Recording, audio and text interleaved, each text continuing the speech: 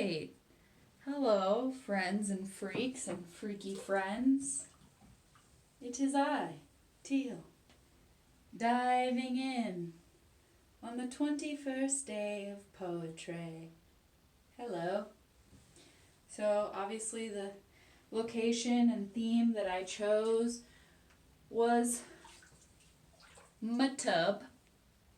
Hello. Too close. Yeah. Pardon my awkwardness. We're gonna roll with it. But yes, this seemed like the place for some reason to express what I'm trying to express to y'all today in this fabulous vintage bathing suit and bathing cap. All the scenes they show of women in these bathing caps are always like very like flu-dee-da-da-dee, doing water ballet. And they always seem really chipper and cheerful. I legit cannot imagine wearing this thing for longer than an hour and not going totally batshit. Just saying. Like, I'm so uncomfortable.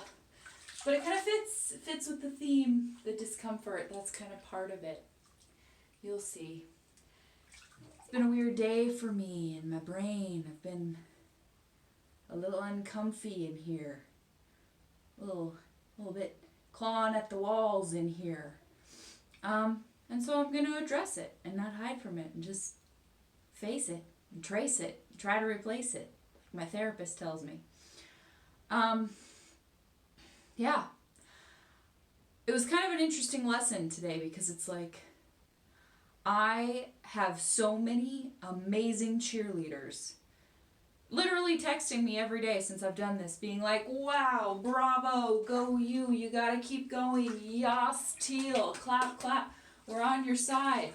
And so, I guess it's interesting because even then, even with beautiful, soulful cheerleaders just shaking their pom-poms on the sidelines, you can still, I guess, trip into that trippy place of extreme doubtfulness. And basically today, I was just doubting what I've shown already, what I've let y'all dig around in. And I got crazy up in my head, like, somebody's gonna prey on me, somebody's gonna attack me, somebody's gonna, at the very least, say something mean or misconstrue my words. I don't know, I'm gonna take it all down, I'm gonna stop doing anything, I'm not gonna go anywhere anymore. That's it. And of course that was crazy. And this was after I got the kindest text from a friend validating my voice, validating what I was feeling. But it can still be hard to speak your truth and say your truth and float around in the bathtub with the truth, for goodness gracious me, oh my.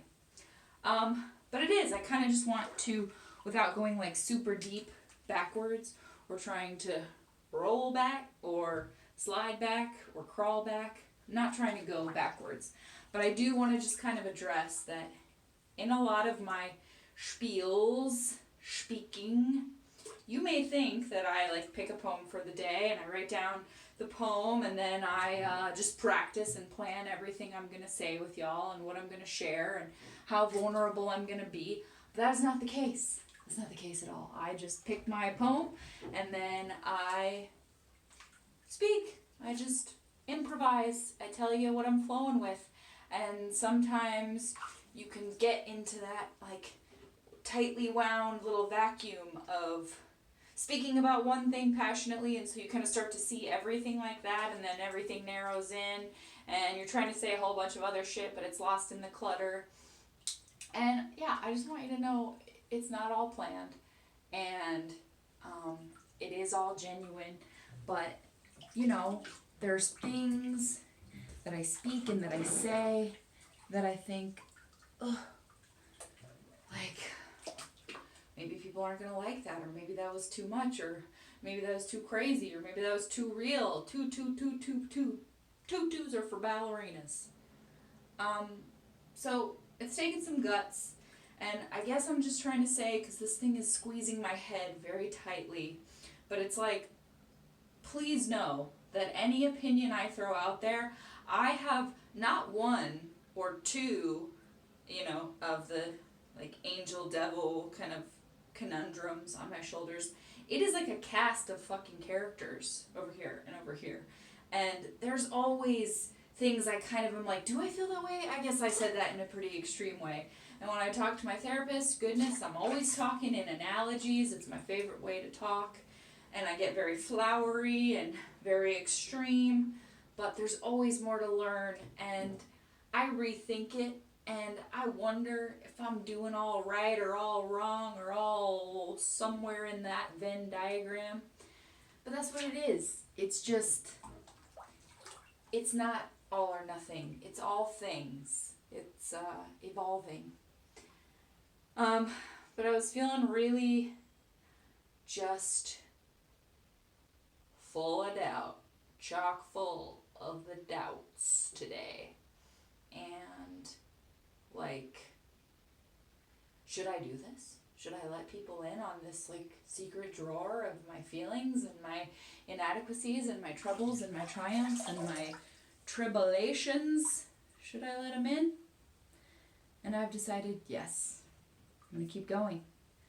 I'm going to keep being brave, and I'm going to keep speaking my speak and splishing my splash.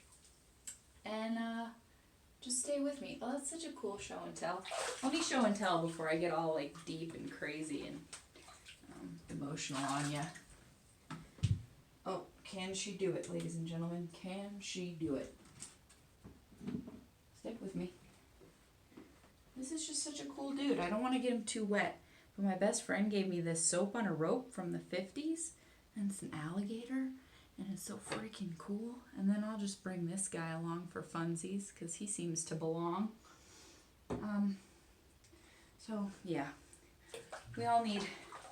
Man, these vintage bathing suits. How did they do it? You gotta like stand in such a certain and specific way. Move as a robot, always. But, yeah, one always needs company when one is letting others in their deep feelings. Even something as silly as, like, my old 1970s seashell bathtub.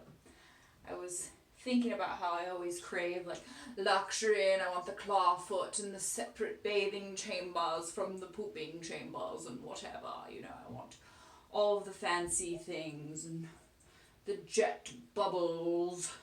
But I love this seashell 70s tub tile. I like see all of these different cartoons and images in here.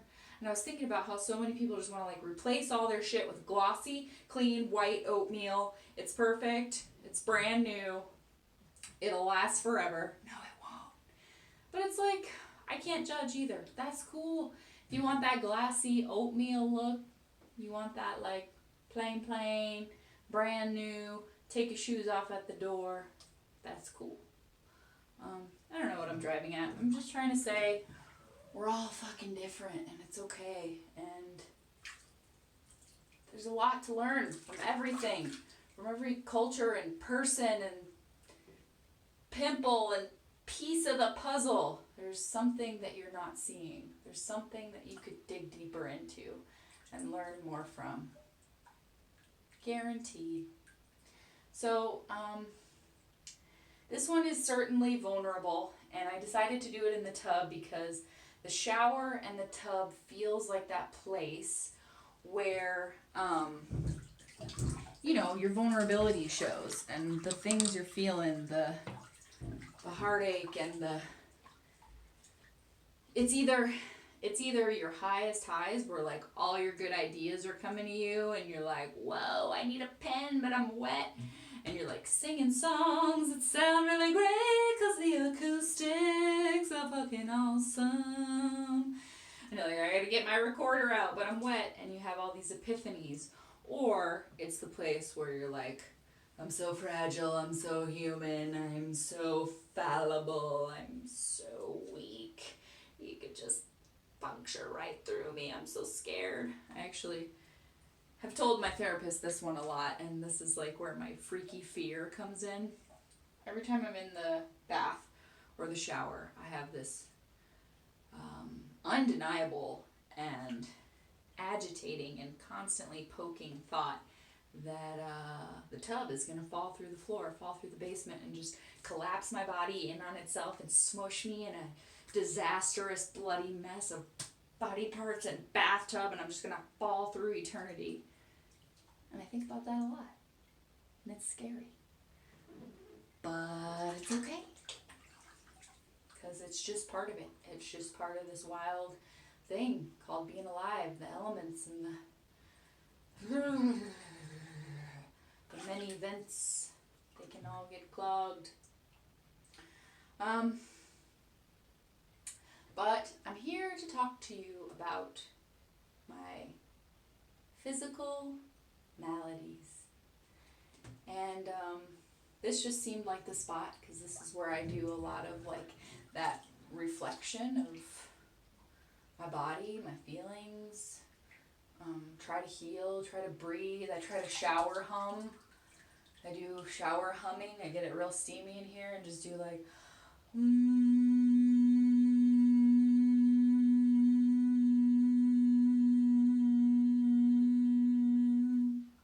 try to like resonate my auras, get them back to some sort of normalcy, that kind of thing.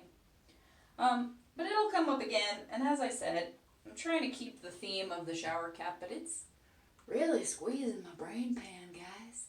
So I'm going to get through the poem, but to really condense a lot of stuff that I'll probably talk more about, I've had quite a journey with my health throughout my life. And I will preface this by saying, like, every single day I give crazy gratitudes for the mobility, the ability that I do have, the strength and the energy to be able to walk into the sunshine and enjoy it and feel fine from time to time.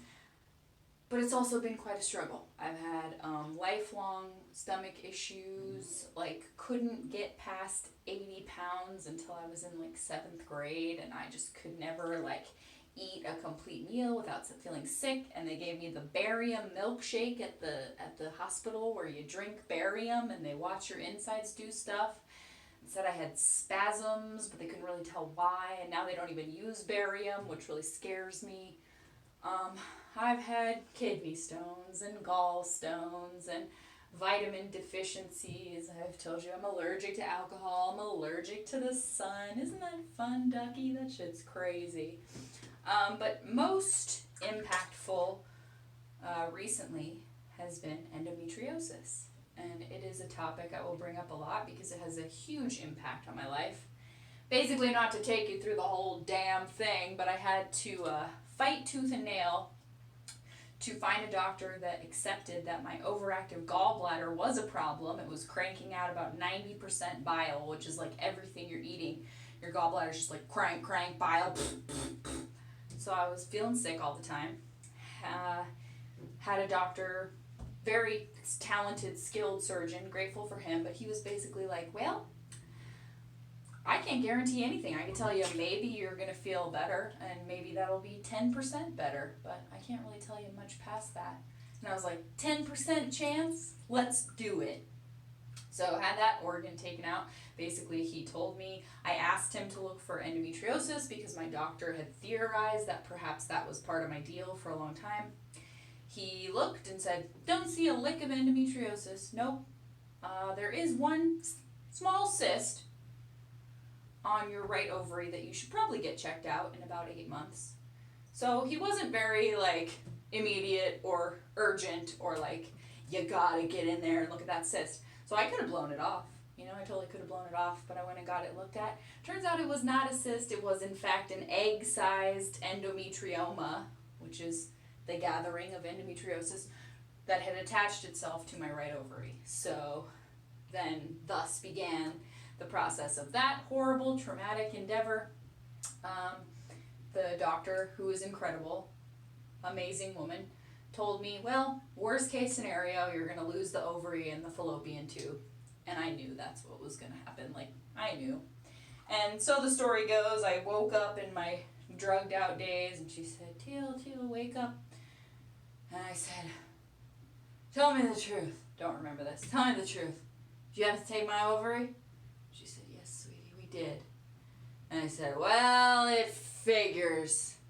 I'm going to go back to sleep.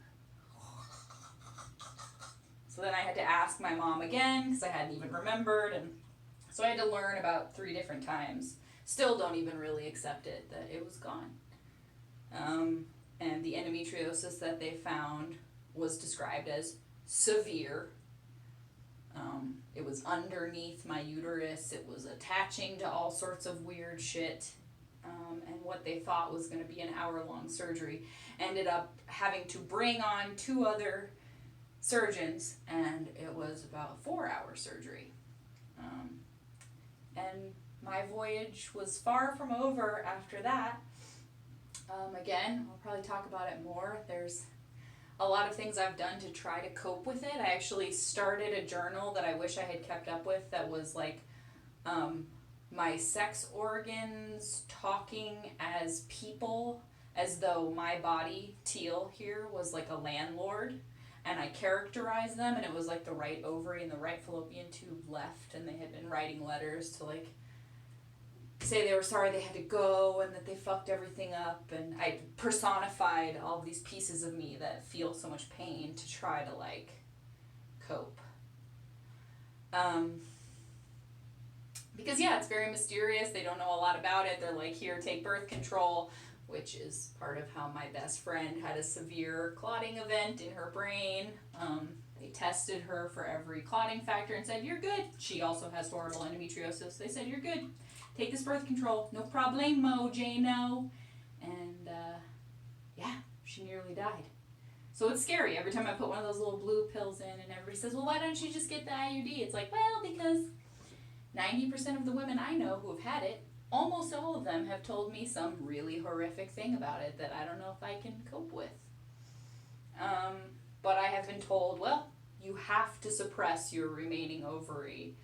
Have to, if you want any chance of having a child. Which that's its own game of juggling bowling balls, because I'm like, well, yes, I have always wanted that primordial human dream, but is that even smart anymore? Like, what is this world? What are we doing? I don't know. All that cast of characters on both shoulders.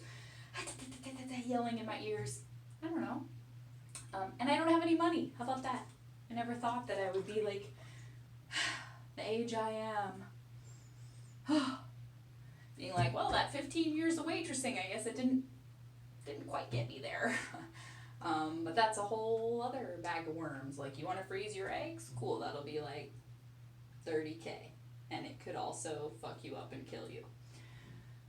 So I have a lot of fear about it. And I've kind of touched on some of the other things. Severe anxiety disorder, several eyeball dysfunctions, extreme thoracic outlet syndrome from a horrible car accident that was also very traumatic. I got stuff going on, guys. So that's why I really encourage you to please be nice to me in the comments, because I promise you I'm plenty mean to myself. But so this was probably like, I don't know, the 20th specialist that I had seen. I've gone mainstream, I've gone holistic, I've gone whoopity-whoop-pop-pop into the like unknowns of what the fuck do I do? I really have tried, and it's hard, and I keep trying. But yeah, I was probably on about my 10th kind of go around of, okay, tell us what the problem seems to be, and it's like, oh shit, where do you want me to start? So for this particular healthcare practitioner, I wrote this poem to describe the indescribable, because I've kind of run out of ways to describe it, honestly. And much like my emotions, I've had many people roll their eyes at me and go, she must be being dramatic. And it's like, I don't know, maybe if people hadn't told me that my whole life, I would have trusted what I felt inside and gone, no, there's something really fucking wrong here. Instead of like, okay, well, I guess I'm being crazy, we'll wait it out. And maybe it would have been different, maybe it wouldn't, I don't know. But yeah, endometriosis is just this very mysterious thing they don't know much about. They throw birth control at it, they laser parts of your insides and cauterize them and hope for the best. And it's really scary. And it's fascinating to me. Like, I did a woman's gathering right before the pandemic, and we like sat around in a circle and just did a lot of sharing and passed the candle and the talking stick and that kind of thing. And none of these young ladies knew what endometriosis was. I found that fascinating, truly shocking, actually. So, I've kind of taken it upon myself. I like to educate people. It's not fun to talk about it. It's certainly not fun to experience physically. But I like to shine light on information. So, here we go. I should really learn to do more quickies, because my little clown blooper has gotten hundreds of views because it's only 30 seconds long. But you know me, I like to tell ya what's up. So I'll do the poem now. Today's poem, day 21, what fun. Whole new world. You feel me? In this whole new world, here we is. Today's poem is called An Epic Quest for Health, or something close. Rippling, cavernous, squishy pockets of tumultuous bric-a-brac, crickety-cracking, ducks clogged, bogged by gut gophers, scurrying amoeba anarchy, stress factory, sausage spasms, mud tunneling, sending droves of worker trolls with gnarled faces and few but sharp teeth, held up haphazardly by old hemp ropes to shuffle tiny rocks and sediment to the soft remaining places of my extremities. A thud on the door of my heart cavern, a glowing red alert bulletin exclaiming, "Place a calm hand here immediately." Figure 8 massage patterns sending gurgling tonal vibrations with nowhere to escape. The left ping-ponging the right. The left scores a point and the right beats against my rib cage in frustration and bad sportsmanship. Quasimodo pulls on my bowels like a church bell rope around the cathedral of my sacred organs.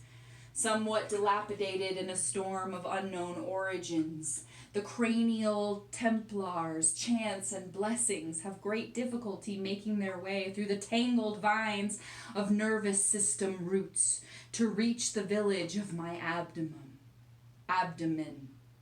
Sasquatch footprints along my intestinal tract, deep and muddy.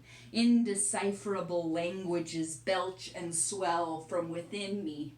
I send capsules full of powder and liquid like satellites into space for results, answers, ideas. Is the technology lacking strength, or am I? Neon dye shoots like warm shock waves while I lie beneath an archway of radioactive alien functionality. They come up empty-handed, and I excrete white man-made gut paint. I want the warm palm of my lover upon me again. I had it once, truly once. I want relief. I want to see the summit through the thick, milky clouds of this endless ascent. Coffee cups and coffee cups. It's way too much or not enough. And I have to slay sugar cubes like demons and deny my urge for American hamburger relaxation, placebo that it may well be. I guzzle plant particles. I soak my feet in healing salts and earth properties. I do the homework. And the almighty teacher still takes it upon themselves to ruler slap my knuckles bare and bleeding. I bring an apple, organic and clean, to grace their desktop, and they throw it to the ground, bruised and minuscule. I write on the chalkboard 1,000 times or more. I am in control of my insides, and my insides do not abide. Iridology, reflexology, chiropractic, dry needling, endoscopy, laparoscopy, tai chi, acupressure, acupuncture, tincture, laser, place her on her side, ride it out, hum, meditate, shout, cook with this oil, goodness, no, not that oil, boil, boil, toil, and trouble, stomach monologues, primordially befuddled, cleanse, bend, stretch, switch to another lens and another lens. I guess it depends. Methylated, non-methylated. Hesitated on those pharmacy side effects. Is it soul neglect? Double check. Where's my check? Speculated, commiserated, speculum. Where is it all coming from? Am I it or is it me? Take an organ. Wait and see. Heck, I don't even know if this is a confession, a question, or a panic plea.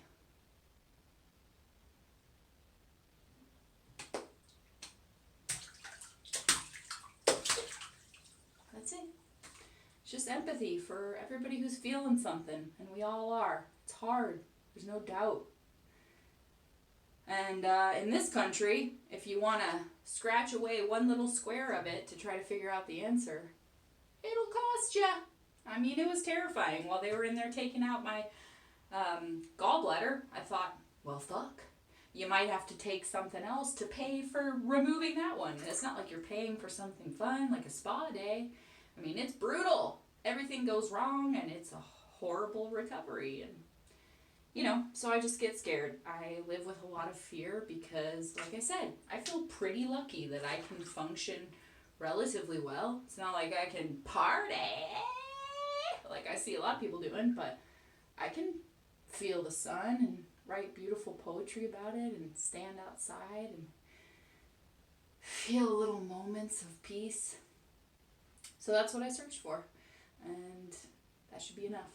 And when I talk about the loneliness and the lover with one hand, just to kind of clarify, I wrote this a while ago, and at the time I was on a self-imposed 3-year celibacy stint that I was like doing as one of those grand gestures for this person to be like, oh, she's so dedicated, she must be the one.